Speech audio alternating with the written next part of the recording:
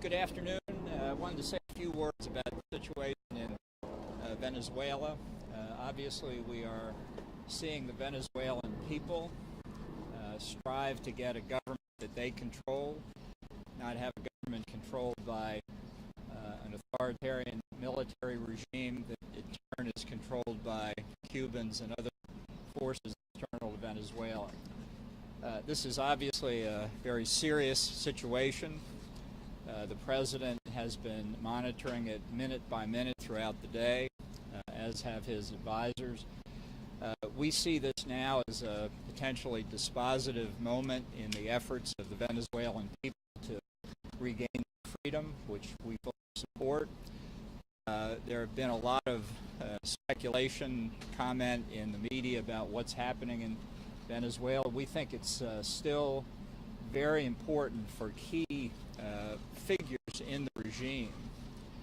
I've been talking to the opposition over these last 3 months to make their commitment to achieve the peaceful transfer of power from the Maduro clique to interim President Juan Guaido.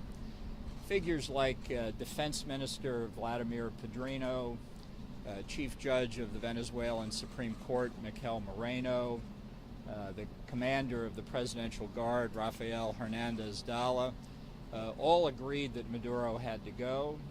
They need to be able to act this afternoon or this evening to help bring other military forces to the side of the interim president. The Cubans, we believe, have played a very significant role in propping Maduro today, possibly with help from the Russians. It's the speculation, certainly in Caracas.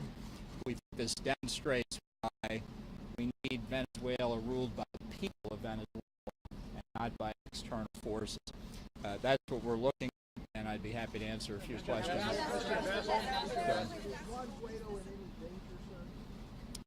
Well, Juan Guaido is out on the streets of Caracas now. He's rallying the people. He's called for the people to come out, and they are increasingly on the streets. As I think many of you know, there were mass demonstrations planned for tomorrow.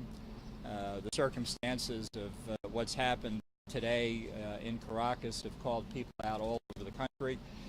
So Guaido is behaving in the same courageous way and other opposition have these last 3 months. We know that over 40 people have been killed by the Maduro regime in the course of these protests. This is an act of bravery by Guaido and others, really for the freedom of the Venezuelan people.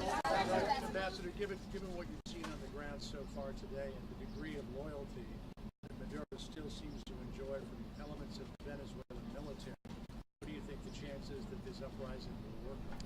Well, I don't think it's support in the military for the Maduro regime. I think it's fear. I think it's fear of the 20 to 25,000 Cuban security forces in the country. I think it's fear of the consequences if adhering to the constitutional mandate of the interim president fails. But I think really now what we're seeing is the people of Venezuela, this has been building for a long time, that if this effort fails, they will sink into a dictatorship from which there are very few possible alternatives. It's a very delicate moment. I stress again, the president wants to see a peaceful transfer of power from Maduro to Guaido. That possibility still exists if enough figures depart from the regime and support the opposition, and that's what we'd like to see. We want to see Defense Minister Padrino, the Chief Judge of the Supreme Court, Mikel Moreno, in particular, Rafael Hernandez Dala of the Presidential Guard. Yes, sir. Yes, Ambassador. What happens if Guaido is not able to take power today? What's the next step? Well, I think it's possible this situation could persist. I think the people have shown they're prepared to protect Guaido. We don't see any indication that there's any substantial part of the military that's ready to fire on innocent civilians, their fellow countrymen.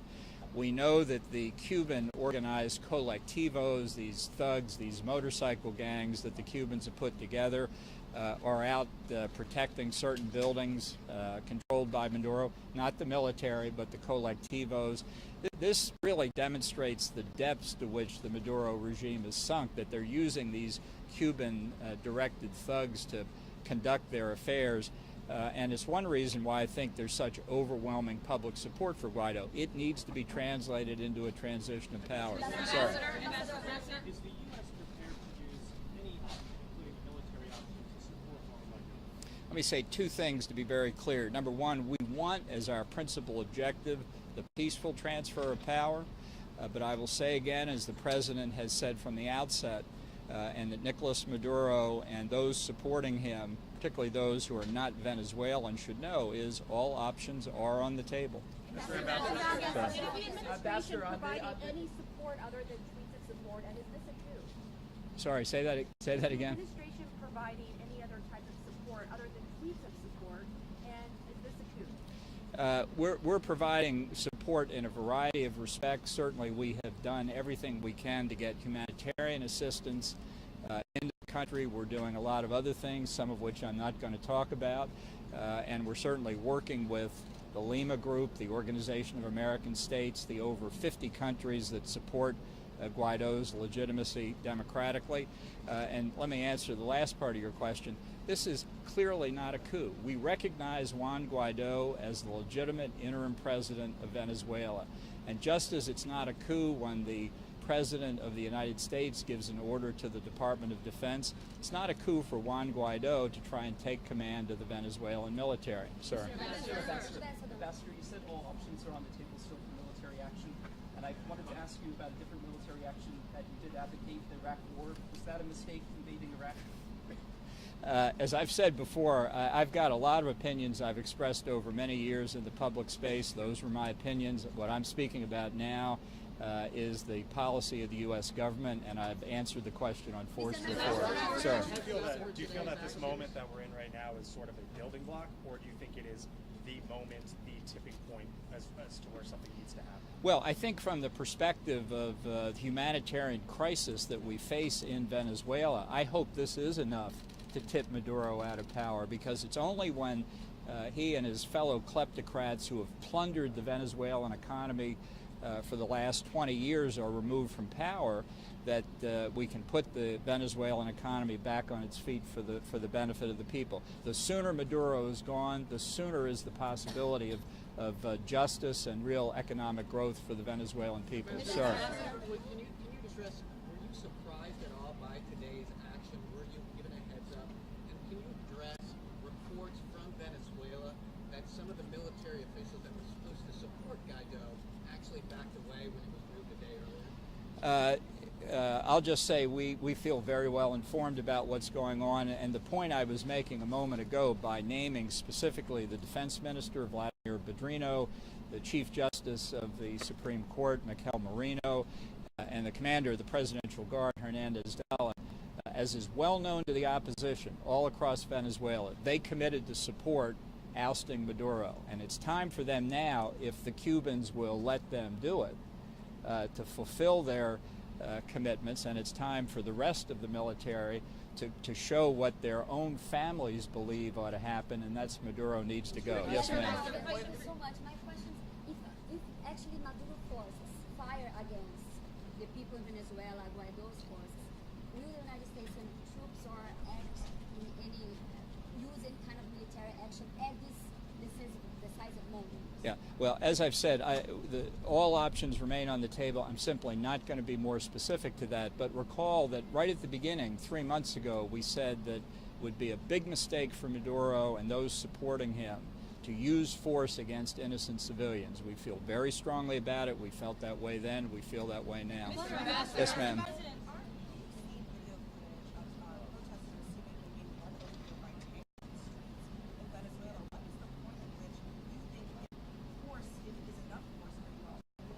Well, we're watching very carefully what's happening. As I say, we've been trying to explain to everybody who will listen that we want people to go through with what they've agreed to do in terms of transitioning power. I don't doubt that there are colectivos, these motorcycle gangs organized by the Cubans. And I don't doubt there are some in the Venezuelan military itself who don't view the lives of their fellow Venezuelans highly. We don't know exactly what the command structure is now, other than probably it reports to Havana. I saw that film myself. It could be an isolated incident. We're not going to draw conclusions imprudently. It's something that we want to stress as much as we can, how closely we're following it and how much we want this peaceful transfer of power to proceed. I'll just take one or two more. Yes, sir. Why don't you give them temporary protected status? I'm sorry, I can't. If you stand with Venezuelans, why isn't the U.S. giving them temporary protected status here? Look, we have that question under review. Obviously, our hope is that we can get a change in the regime in Caracas as soon as possible so that Venezuelans can return and help rebuild their country. We don't want to send anybody back into what is now obviously an even more dangerous situation, and that's the policy we've been pursuing. Yes, ma'am. Have you or the president spoken with Juan Guaido, and given the sort of influence of the Russians here, has the president spoken with or plan to speak with Putin? Do you plan to speak with your Russian counterpart?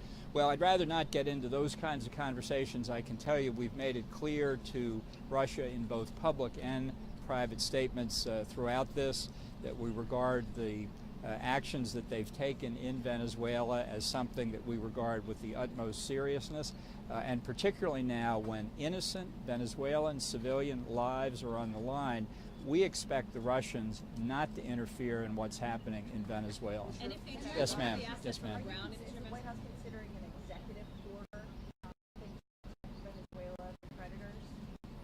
Well, we have followed in the financial markets all of the consequences of the sanctions we've imposed.